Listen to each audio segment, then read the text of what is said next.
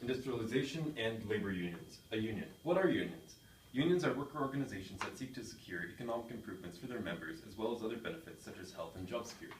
They usually accomplish this through collective bargaining, which is the negotiation between management and union leaders to reach a mutual agreeable contract.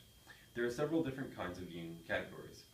There are craft unions, which are labor unions composed of workers trained in a particular skill, for example, welders, bakers, plumbers. There are also industrial unions, labor unions of a particular industry, and our example here are the United Automobile Workers.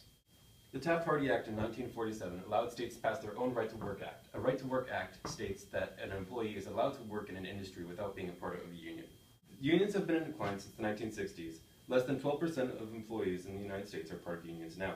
Union bargaining strategies are successful if the union is able to set contract wages, a maximum amount of work days, working conditions, benefits, and these contracts are usually good for the next 2 to 3 years. Right. A strike has the purpose of imposing costs on stubborn management to disrupt production. This, however, has a backlash towards the members in strike as they do not get paid while on strike. To lessen the effects on the strike, management may employ strike breakers, which are temporary workers. The goal of wage setting, by setting wages above the equilibrium, a few problems arise. The demand for labor decreases as the quantity of labor increases. Therefore, unions must ration the available jobs, access to the number of workers who work in the unionized industry. There are 3 possible goals. So at Q1, what we do is we employ the entire union, which makes that everybody gets paid, but it's at a lower wage rate. The next option is to maximize member income at wage rate W2.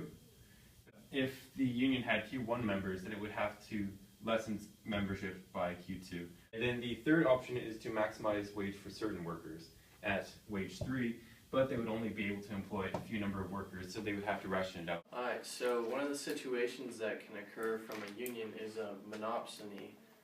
It can occur in other situations, but a union is the most common cause. The definition is when there is only one buyer in a market. So an example of that would be professional sports. Like if you're a professional basketball player, the only person that's really going to hire you is the NBA.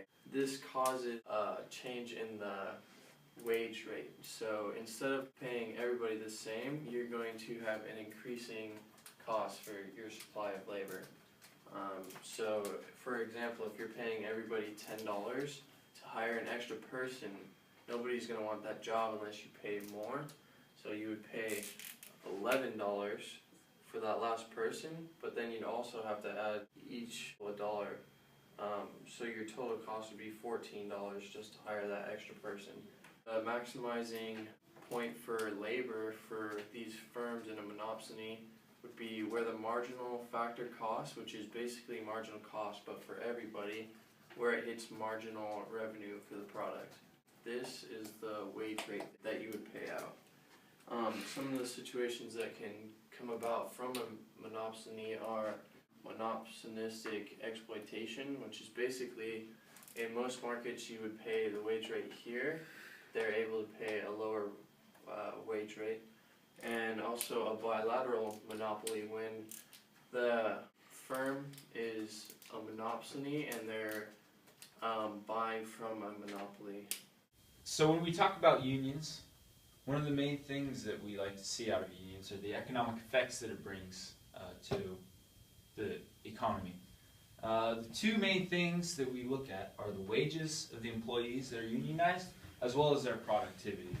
Now, according to the SEIU, in 2010, the unionized workers made about $4.95 more per hour than non-unionized workers, which led to about $10,000 more per year as far as salary goes.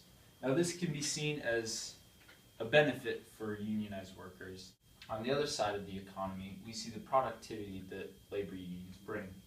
In 1980 to 2008, productivity in labor increased by about 75%, as opposed to the membership dropping about 10% in unions.